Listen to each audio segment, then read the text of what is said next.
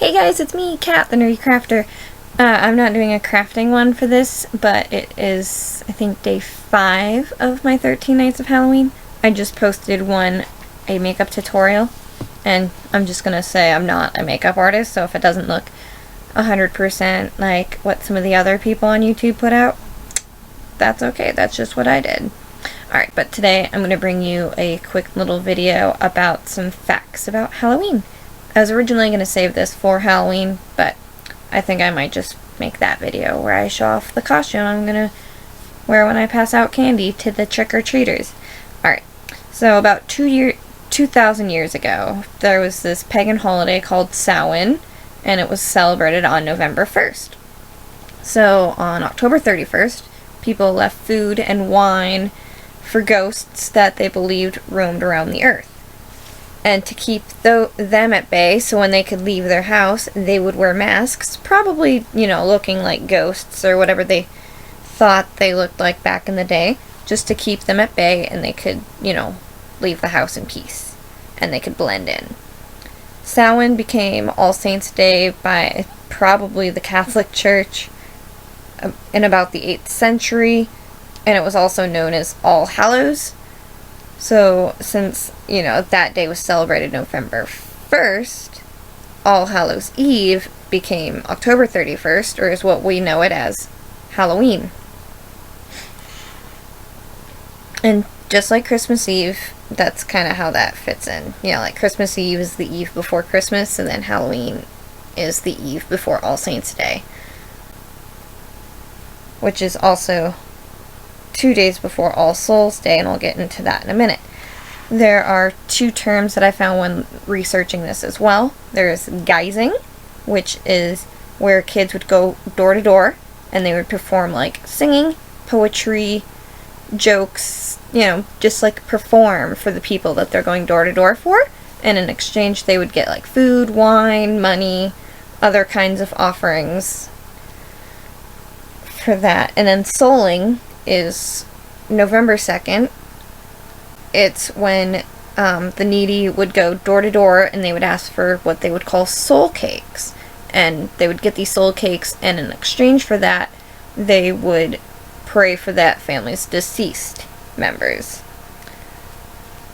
And then when the Irish came to America, they brought with them the tradition of trick-or-treating. So we have the Irish to not only thank for St. Patrick's Day, we also have them to thank for Halloween and trick-or-treating, in a way. And when they brought it, though, they were more focused on, like, the pranks and the hijinks, like the tricking, more than the treats. So that's why it's more common for, like, the tricks to have, like, TPing and egging and things like that. But in the somewhere in the 1950s is when the Halloween that we know today, where parents take their kids out trick-or-treating in costumes and everything, became, the staple that we know today, where it became more family-friendly. And also on the same site, which I'm going to post in the doobly-doo, in the link, whatever, description, whatever you want to call it, people spend about $6 billion a year on Halloween. Like, that probably goes towards, like, decorations, costumes, candy, the whole shebang, which makes it the second holiday that gets the most money spent on it. Obviously, the first one would probably be Christmas, because you have to consider gifts and decorations and food and all that for that. And then also, while doing research, I found these 8 weird facts. I'm not going to go into the whole, like, description of it, like, in the thing, because I'm also going to put it in the description, but some of them kind of are, like, the last ones. And obviously, Halloween is a bizarre holiday, but as an actor, I love it because I get to be somebody else for a day. Alright, so here's a few other facts. Originally, you had to dance for your treat. That's where the guising comes into, where they perform door to door. And it's an early version of trick-or-treating. And then, like I said before, also about the Irish bringing Halloween to America. It's, Halloween is actually more Irish than St. Patrick's Day. It comes from the Celtic festival called Samhain, which I also covered. So I'm just touching on these 8 facts briefly. Number 3 is, if you'd been around for the earliest Halloween celebrations, you might have worn animal skins and heads. And that's just, according to ancient Roman records, tribes located in Germany and France, as today, they wore the costumes of animal heads and skins to connect to the spirits of the dead, which then brought in Samhain, which then brought it Halloween. So it all kind of leads into one another. Jack-o'-lanterns were originally carved out of turnips, beets, and potatoes, not pumpkins. I'm gonna read the whole. The jack-o'-lantern comes from an old Irish tale about a man named Stingy Jack. According to folklore, Stingy Jack was out getting sloshed, so probably drunk is probably what that means, with the devil when Jack convinced his drinking partner to turn himself into a coin to pay for the drinks without spending money. When Jack put the devil, shaped like a coin, into his pocket, which also contained a silver cross that kept the devil from transforming back.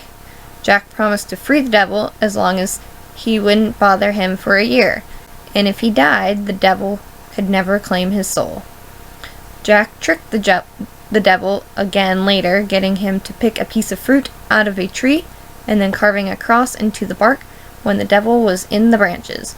This trick brought Jack another 10 years of devil-free living.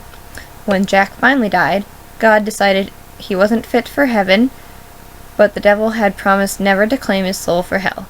So Jack was sent off to roam Earth with only a burning coal for light.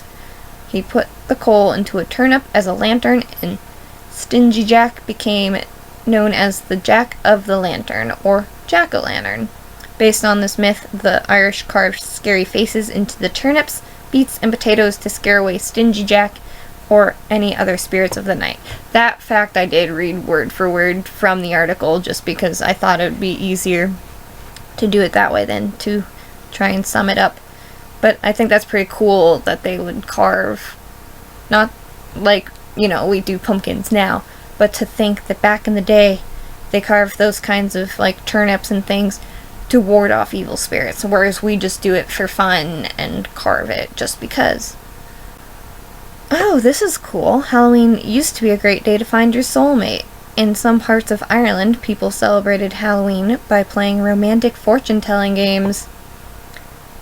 And these games allegedly predicted who they'd marry and when. I think it kind of goes hand in hand with an episode of Charmed where they go back in the past to save a family member, and then of course Phoebe's first husband Cole is in there manipulating the situation, and they carve an apple or something and the letter forms a C. So maybe that's kind of the same thing, since Halloween, like Valentine's Day, was one of the main celebrations of the year. Oh, that makes sense. When they would mingle with people of the opposite sex, it also meant that you would be more likely to meet that significant other. In America, young people, particularly girls, continued the Irish tradition, and games like Bobbing for Apples tried to predict future romances. I don't know how that correlates, but there's a link in that article to where I guess there's a study about it. Number 6. In a few American towns, Halloween was originally referred to as Cabbage Night. Okay. Oh, it came from a Scottish fortune-telling game where girls used cabbage stumps to predict information about their future husbands. So another one, kind of like the last fact, where they would, in Massachusetts, they skipped the fortune-telling and simply went around throwing cabbages at their neighbors' houses. This was no isolated tradition. in 19th century America. Boys reportedly rejoiced throwing cabbages, corn, and assorted rotten vegetables. Okay. Number 7. Some animal shelters won't allow the adoption of black cats around Halloween for the fear that they will be sacrificed. And I've heard this fact before. Like, I know they consider black cats unlucky, so therefore I'm sure some people who are into like all of that kind of stuff would fear or would adopt a black cat and then kill it. Let's see what the snippet says. It's unclear whether black cats are actually sacrificed around Halloween, but various animal shelters refuse to let people adopt these cats in the lead up to the holiday because of superstition and the concern that the wrong people who might harm them might adopt them. So it's basically like people who adopt pets, like any kind of pet, for the wrong reason. But it actually makes sense because some black cats are really adorable. And I don't believe in that superstition about a cat crossing your path and you get bad luck.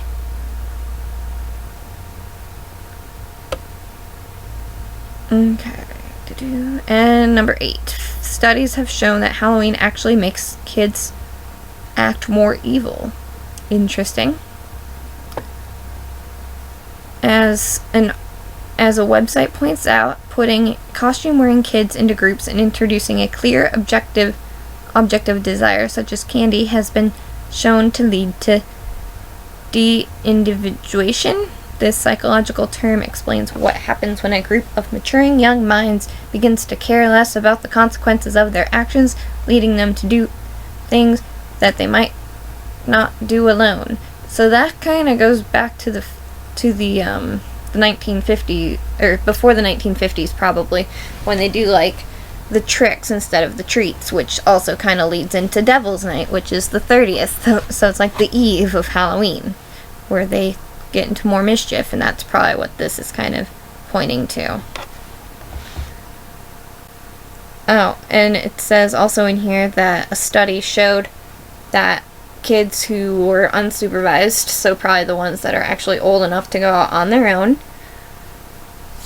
and that are in groups, were more likely to steal candy and money than both non-costumed kids and children not in a group.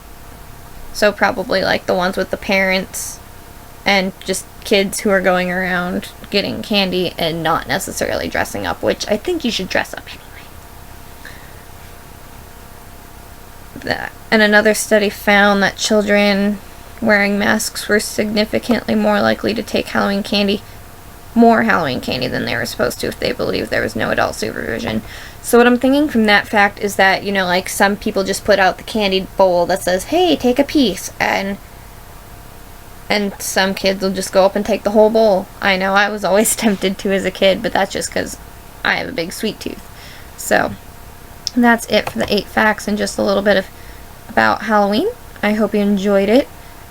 I know it wasn't like a DIY or anything, but I just love Halloween. It's my favorite holiday, so I figured I would just do a quick little snippet of a video for you about that. And I know you probably can't see my eyes because of the glare from the computer, but otherwise I wouldn't be able to see the screen.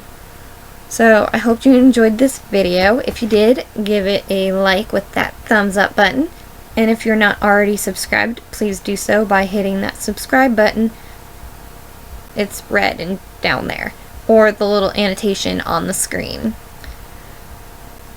And since I'm still new to YouTube, I don't have all the fancy outros and stuff, but I'm working on it. So I will see you guys in the next video. Peace out, Girl Scouts.